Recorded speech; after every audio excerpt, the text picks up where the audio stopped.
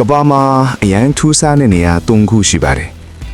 ဒီနေရာတွေကိုကြည့်လိုက်ရင်တင်တောင်ဒါကတကယ်ကဘာဘောကနေရာလားဆိုပြီးအံ့ဩသွားနိုင်ပါတယ်နံပါတ်2ကတော့အံ့ဩစရာကောင်းဆုံးပါပထမဆုံးနေရာကတော့ဆိုကိုတရာအိုင်လန်ဖြစ်ပါတယ်ဒီကျွန်းကိုလူများက Alien Island လို့တောင်ခေါ်ကြပါတယ်။ဘာကြောင့်လဲဆိုတော့ဒီနေရာမှာရှိတဲ့တစ်ပင်နဲ့အပင်တွေကကဘာပေါ်မှာအခြားနေရာတွေမှာမတွေ့ရတဲ့ပုံစံတွေဖြစ်နေပါတယ်။အထူးသဖြင့် Dragon Blood Tree လို့ခေါ်တဲ့တစ်ပင်တွေကအမိုးပုံစံလိုအပေါ်ပါမှာဖြန့်ကျက်နေတဲ့ထူးခြားတဲ့ပုံစံရှိပါတယ်။ဒီတစ်ပင်တွေကိုကြည့်လိုက်ရင်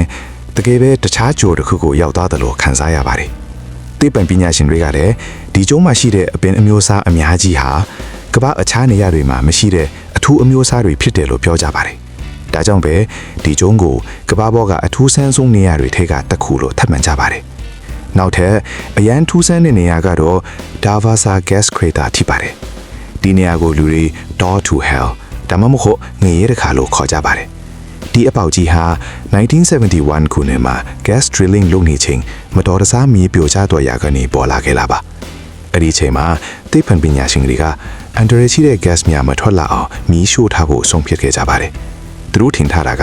မီးကရက်အနည်းငယ်ပဲလောင်မယ်လို့ပါ။ဒါပေမဲ့အန်အောစရာကောင်းတာကအဲ့ဒီမီးဟာနှစ်ပေါင်း90ကျော်အထိစတိုက်လောင်နေတုန်းပါပဲ။ညဘက်မှာကြည့်လိုက်ရင်အပေါက်ကြီးတွေကမီးတောက်ကြီးတဲ့အကြောင်းတကယ်ငရေခါတစ်ခုလိုပဲထင်ရပါတယ်။ဒါကြောင့်ဒီနေရာကိုကဘာပေါ်ကအထူးဆန်းဆုံးနေရာတွေထဲကတစ်ခုလိုလူတွေပြောကြပါတယ်။နောက်ဆုံးတစ်ခုကတော့ဆာလာဒီဥယူနီဖြစ်ပါတယ်။ဒီနေရာကတော့ကဘာပေါ်မှာအကြီးဆုံးစားခံဖြစ်ပါတယ်။ဒါပေမဲ့ဒီနေရာကိုအရန်ထူးဆန်းစေတဲ့အရာက